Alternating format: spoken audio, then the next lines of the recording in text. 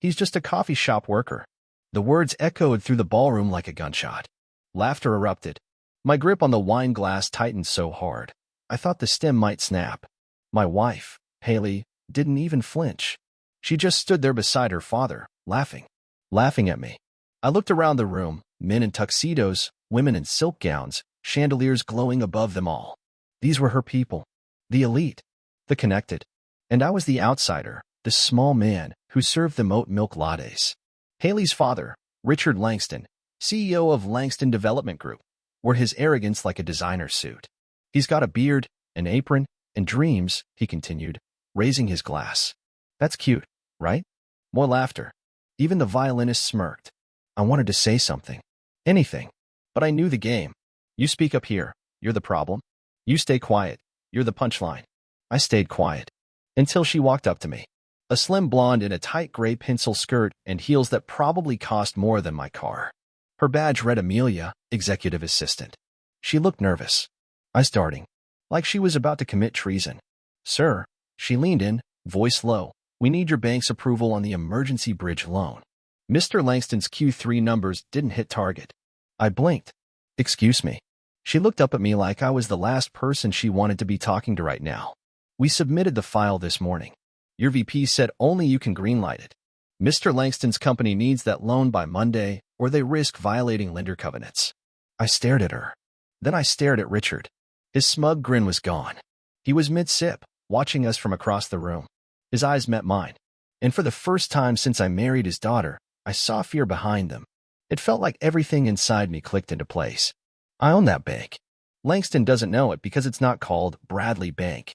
It's a holding under Meridian Financial Group. My group. After I sold my first tech startup at 27, I stayed quiet, moved to a quieter city, bought a struggling chain of boutique banks, and opened my little cafe as a passion project. No one needed to know, especially not the Langstons. I met Haley 3 years ago. She walked into my shop with her shiny hair and fake smile and acted like she was slumming it just by ordering coffee. Somehow, I fell. She was wild, magnetic, a fire I thought I could tame. But it was always about status for her. She never knew how much money I had. That was on purpose. And now, it was time to cash in on that ignorance. I nodded to Amelia, then started walking toward Richard, feeling the heat in my chest rise. Haley noticed me first. She turned, all pretty and porcelain in her red dress, but her eyes flickered with annoyance. "Brad, could you not cause a scene?" she hissed. "You've embarrassed me enough by showing up in that thrift store tux." "You're right," I said calmly. "This isn't the place." She blinked, surprised I agreed, then smirked. "But Monday," I added, "I'll make sure your daddy gets his answer." Her smirk twitched. That was when it happened. A phone lit up on the table next to me. A message. Bright and bold. I didn't mean to look, but her name was there. Haley Langston. And the preview read, "Last night was insane. I still feel you. Can't wait for round 2. I froze. My heart stopped. She reached for the phone like she hadn't noticed. Too late. I already saw it. I grabbed it before she could.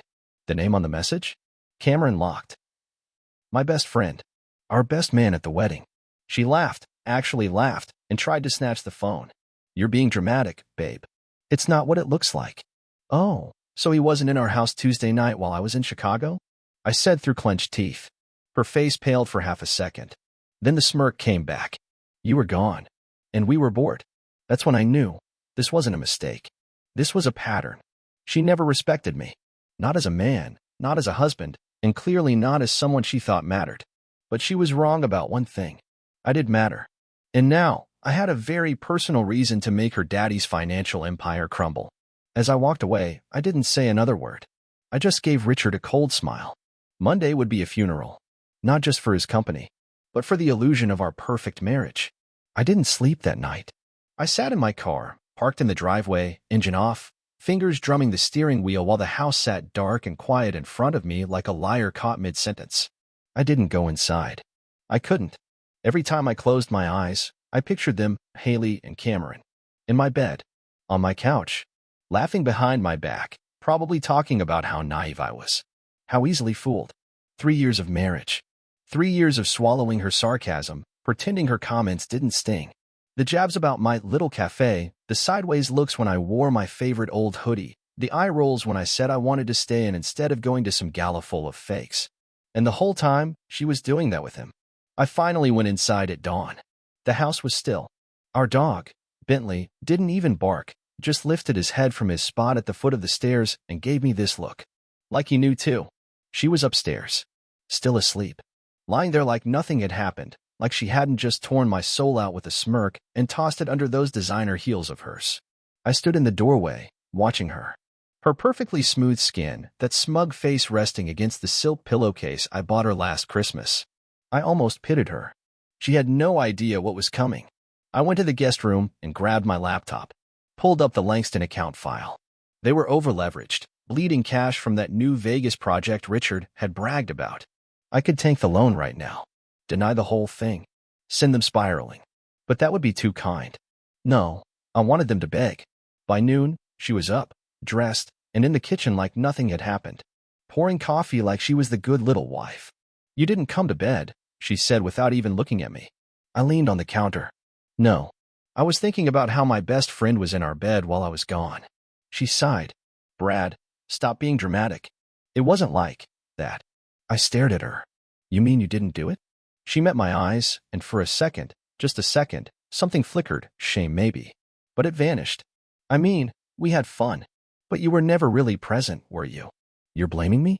She sipped her coffee, calm as a psychopath. I'm just saying you're not exactly thrilling, Brad. You run a coffee shop. You act like some Zen monk. It's boring. I nearly laughed. You ever stop to wonder why I never corrected you when you called me a barista husband? Why I let your family laugh? She frowned. What are you talking about? I pulled out my phone. Brought up a photo of my office, the main branch of Meridian, with my name on the private director's plaque. That bank? The one your daddy needs to stay afloat? That's mine. Her face changed. Slowly. It started in the eyes, confusion, then realization. Then fear. You're lying. Call your dad, I said, walking away. Ask him who has the final say on his emergency loan. She didn't say a word. I went upstairs, packed a bag, and by the time I came down, she was sitting at the kitchen table, staring at her phone like it had betrayed her. I didn't know, she whispered. I stopped at the door. Yeah, that's the point. She looked up, voice suddenly soft. Brad, wait. Save it for Cameron, I said. I've got a meeting with your dad. And I left. I didn't go to work. I went straight to the Meridian boardroom, called my VP, and asked him to schedule a 3 p.m. sit-down with Langston's team. Told him to make it look good, like we might still approve it. Just enough hope to keep Richard squirming. But even as I sat at that long glass table, typing out notes for the meeting, all I could see was her face. Not just the smirk. The lie. The way she made me feel like I wasn't enough, when the truth was, she didn't deserve me to begin with. And now, I wasn't just going to get my dignity back. I was going to burn her little castle to the ground. Starting with her father. The conference room was silent, except for the ticking of the clock on the wall. Richard sat across from me, dressed in a charcoal suit that looked expensive but didn't hide the sweat darkening under his arms. Beside him was his CFO, some finance guy named Peter who couldn't meet my eyes. Amelia, the assistant who warned me at the party, was there too, head down, lips pressed together, clearly trying not to breathe too loud. I leaned back in my chair, flipping through the loan file slowly, deliberately, like I was reading it for the first time. I could feel Richard watching me, his smug CEO confidence cracking like glass under pressure. So, I said finally, Langston Group needs $8.4 million to keep the Vegas project from defaulting. Richard nodded stiffly. Yes. Temporary issue. Minor liquidity timing. I raised an eyebrow. Minor? Your leverage ratio is above your covenant threshold. You're about to breach. If your creditors pull out, your whole house of cards falls apart. Peter shifted uncomfortably. Richard cleared his throat. That's why we came to Meridian. We value your flexibility. That was rich. I tapped the file. Funny. You didn't seem to value me much last night. Silence. Richard's face twitched, just slightly. I didn't realize you were involved at this level. No, I said, you didn't. You thought I was just some guy serving cappuccinos to your daughter. He opened his mouth to speak, but I held up a hand. I won't deny the loan, Mr. Langston. Not yet. But I'm not rushing either. We'll review it. Thoroughly. Carefully. You'll hear from us next week. His jaw tightened. We need the approval by Monday. I stood up. Then you'd better pray your numbers convince me by Friday. I walked out before he could answer. I didn't even glance at Amelia, though I caught her mouthing thank you as I passed.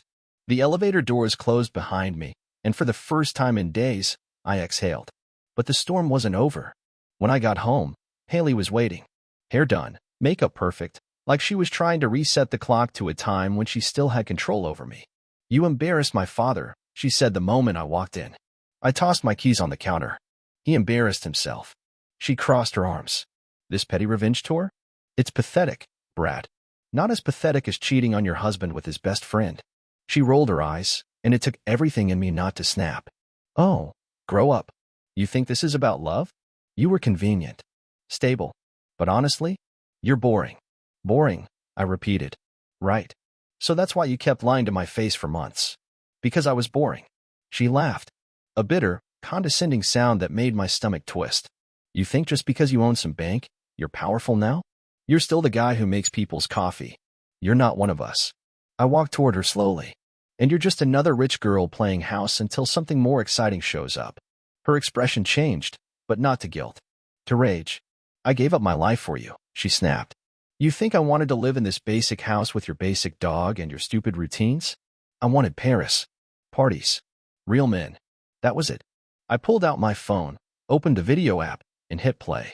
It was footage from the hidden camera I installed in our bedroom closet last month, after I got suspicious about her phone always being on silent, her constant gym trips, the way she started locking the door even when she was alone.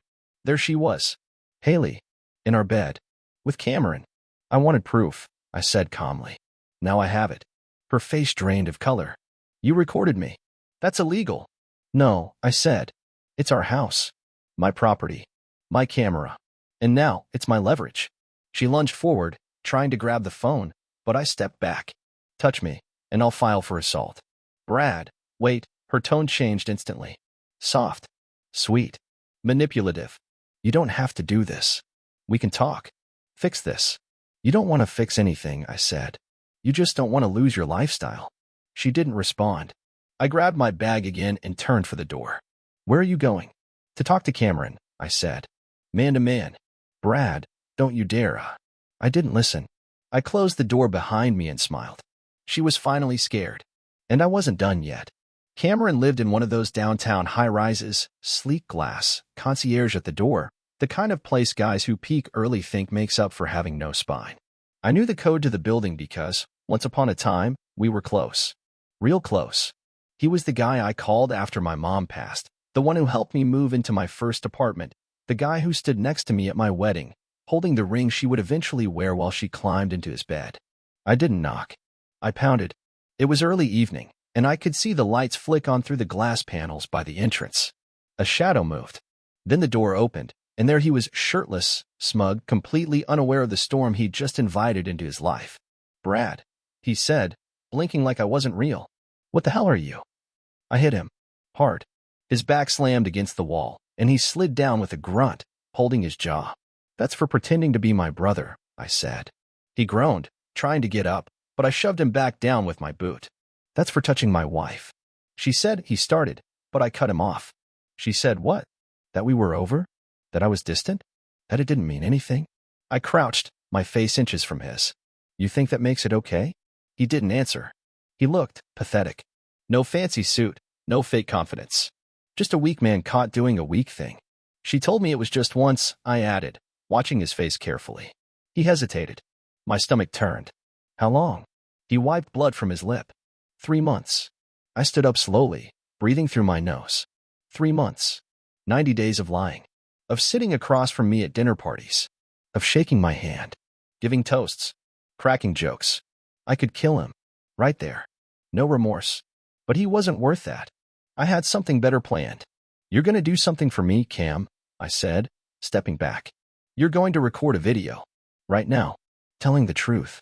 Every dirty detail." He stared at me like I was insane. "No." I pulled out my phone and showed him a copy of the video from my house. "You don't. And this gets sent to your company, your girlfriend, your parents, and your church. And trust me, I already drafted the emails." He swallowed hard.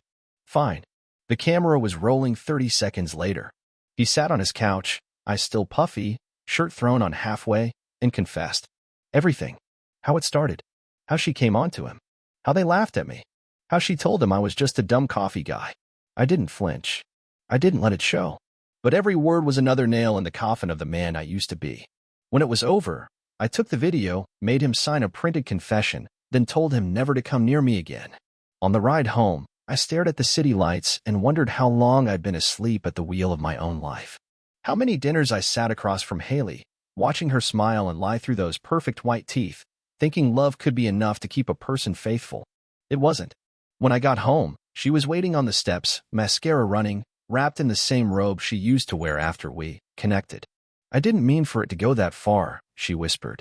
I walked past her. I was lonely, she said behind me, her voice shaking now. You were always working, always quiet, always distant. I turned. Don't you dare blame this on me, I said, voice low. You had everything. A good man. A safe life. But you wanted drama. Fire. Flash. You wanted to feel like you were winning something. She didn't deny it. I'm not signing anything, she said suddenly, arms crossed. You want out? Fine. But you don't get to keep everything. I smiled. Oh, I'm not asking for anything, I said. But you should check the prenup you signed. The one you never read. Her face dropped. See, my lawyer insisted we include a clause, infidelity voids spousal claims. You cheat, you get nothing. No house. No money. Not even the dog. Her hands trembled. You're lying. No, I said. You were just too busy climbing Cameron's lap to notice. I walked into the house, and this time, I locked the door behind me. She screamed outside, pounding the door like a madwoman. I didn't answer. I turned on the music, poured myself a drink, and for the first time in years, I felt something real. Peace. The next morning, the house was quiet. No more knocking. No sobbing. No fake apologies screamed through the door like they meant something. Just stillness. I stood in the kitchen, sipping black coffee, staring out the window as the sun broke over the rooftops, and for a second, I forgot how heavy betrayal can sit on your chest. Then my phone buzzed. Unknown number. I let it go to voicemail. 2 seconds later, another call. This time, I answered. Mr. Harris? This is Detective Mills with the 14th Precinct. We've received a report from your wife, Haley Langston. She's filed a domestic disturbance complaint. I almost laughed. You're kidding. I'm not, he said, tone flat. She claims you locked her out of your home, used hidden cameras to record her without consent, and made threats. I took a breath. Would you like a copy of our mortgage? The deed? My surveillance permit? Or maybe the video confession from her affair partner? There was silence on the line, then a subtle shift in his voice. That would help clarify things, yes. Give me an email. I sent it all. The deeds. The footage. The confession from Cameron. Even the text messages she sent after she'd been caught.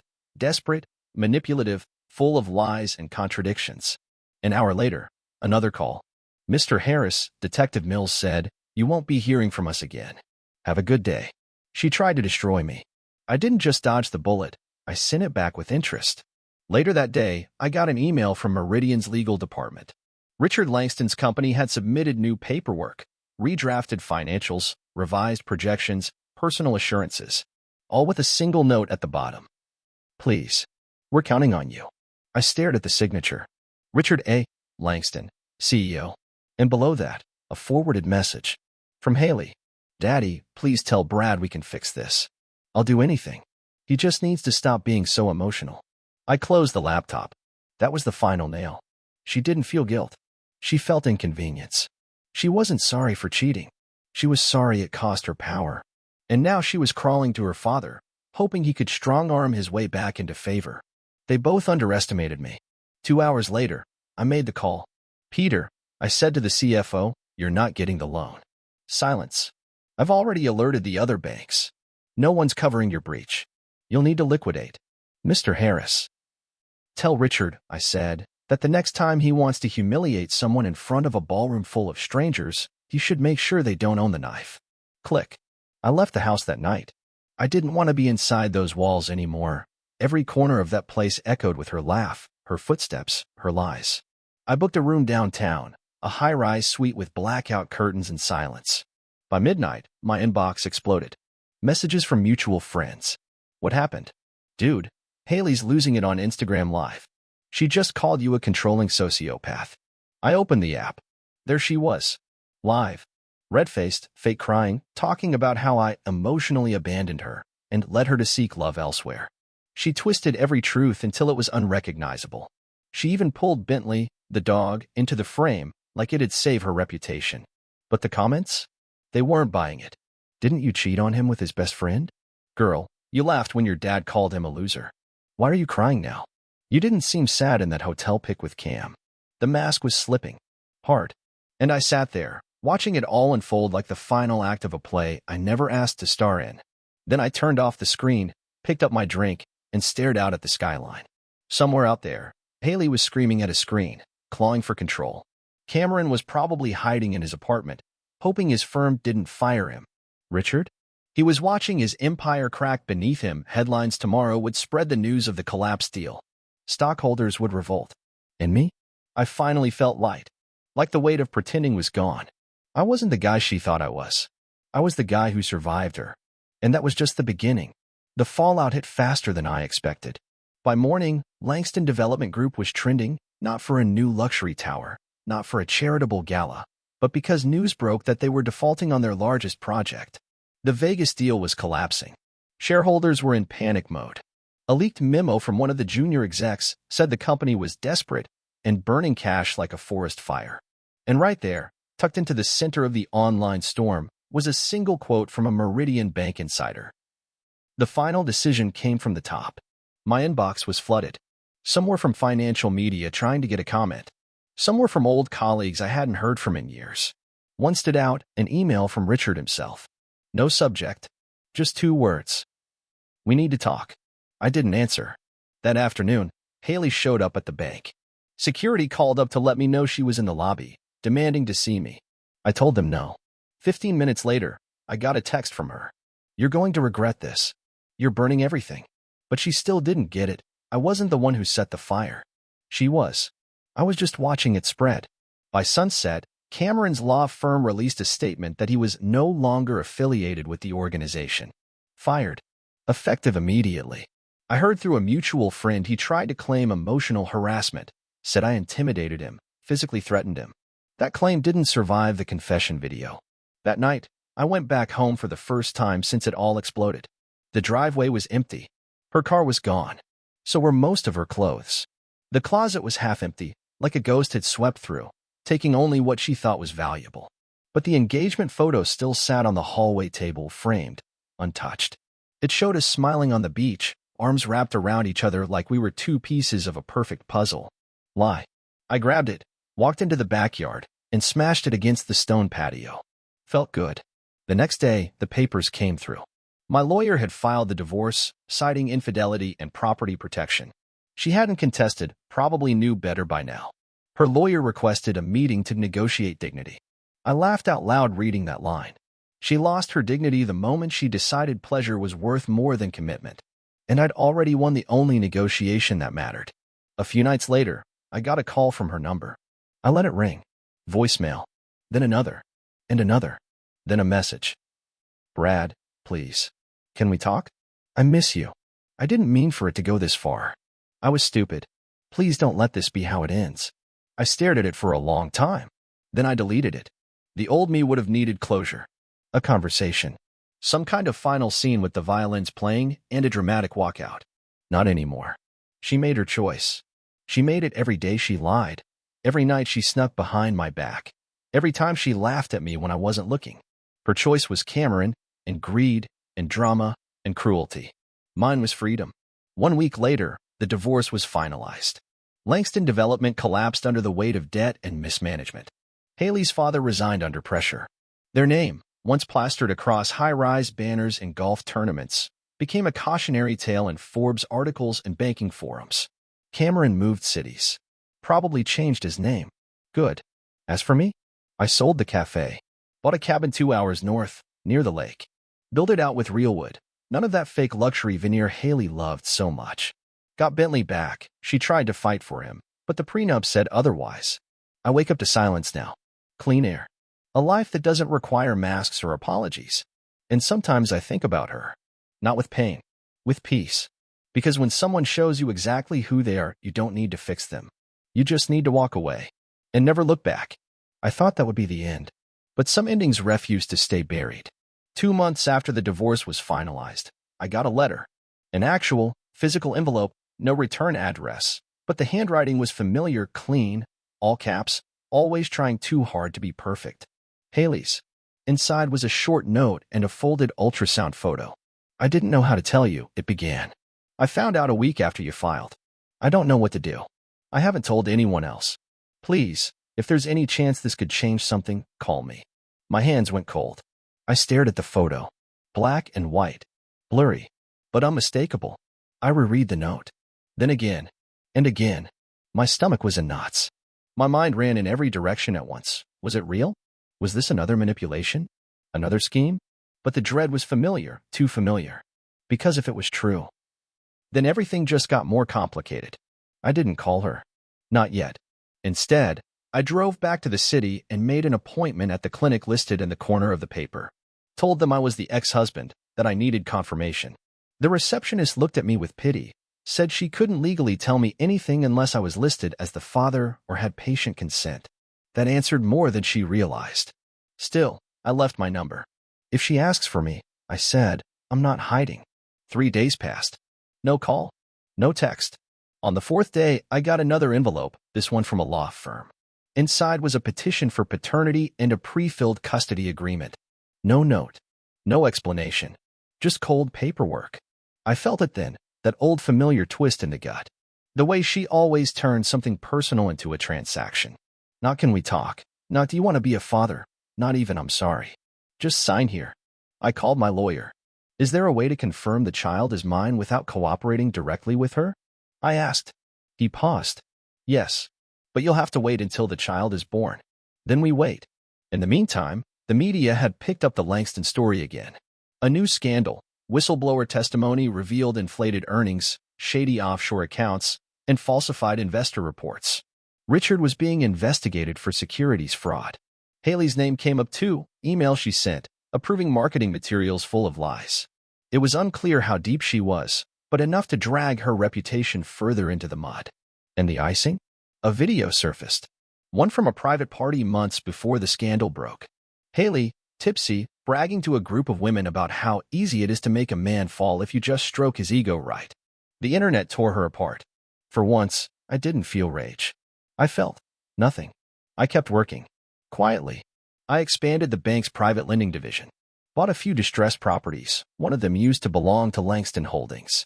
That felt poetic. I started seeing someone, too. Her name's Julia. A painter. Smart. Warm. Doesn't care about what I drive or who I know. She listens, not to respond, but to understand. We take long walks with Bentley, and she never asks about my past unless I bring it up first.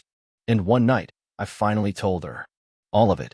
About Haley, Cameron, Richard, the party, the betrayal, even the ultrasound.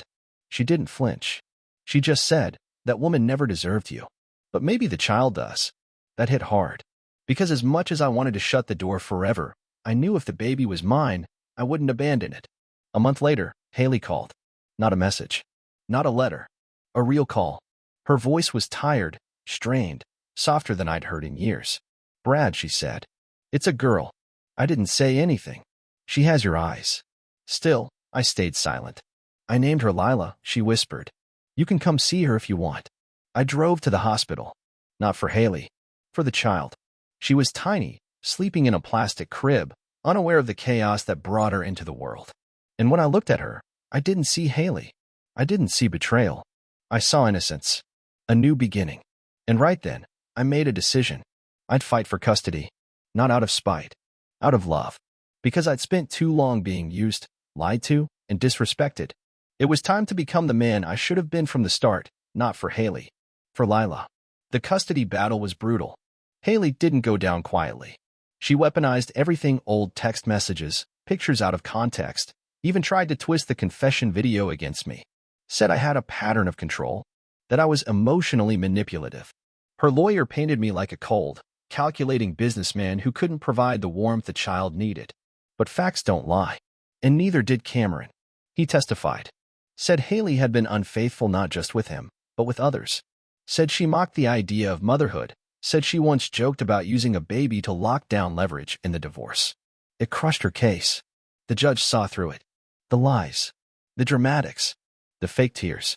When the final decision came, the courtroom felt like it stopped breathing. Sole custody awarded to the father. She screamed. Threw something. Had to be escorted out. I didn't even look at her.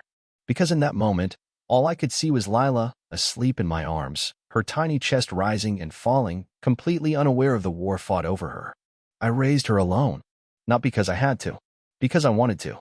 Every late-night bottle, every fever, every scraped knee, I was there. And slowly, the bitterness faded. The betrayal still lived in a corner of my mind, but it no longer ruled me. It was part of the story, yes, but not the ending. Years passed. Lila grew up smart, curious, stubborn in the best way. She asked questions I wasn't always ready for, but I answered them anyway. And when she was old enough, I told her the truth. Not the cruel, raw version, but the one she deserved. That sometimes people who are supposed to love you don't know how. That mistakes can echo, but they don't define who you are. That she was born into chaos and chosen into peace. Haley tried to come back once. Showed up at Lila's school with a cheap smile and a box of toys. The principal called me immediately. I was there in 10 minutes. She tried to cry again. Said she was different. Said she wanted to rebuild. Lila stood behind me, silent, watching. I looked at Haley and said only one thing. You had your chance. And I walked away. That was the last time we saw her. Now, when I sit on the porch of the cabin, coffee in hand, Bentley curled at my feet, and Lila reading a book beside me, I feel something I thought I'd lost for good back then. Pride. Not because I won, but because I survived. Because I built something real after being torn apart. Because I took every lie, every betrayal, every broken piece, and turned it into a life worth living. And if I could go back to that party. To the moment Richard Langston called me a coffee shop worker in front of his empire of snakes and masks, I wouldn't change a thing. Because in that moment, I learned something most men never do. Sometimes being underestimated is your greatest weapon. Let them laugh. Let them doubt. Let them betray you. But when the dust settles, and the lies fall apart, and the ones who mocked you are choking on their own arrogance, you'll still be standing, with your child in your arms, and peace in your chest. And they will be nothing but a footnote in the story you refuse to let them write.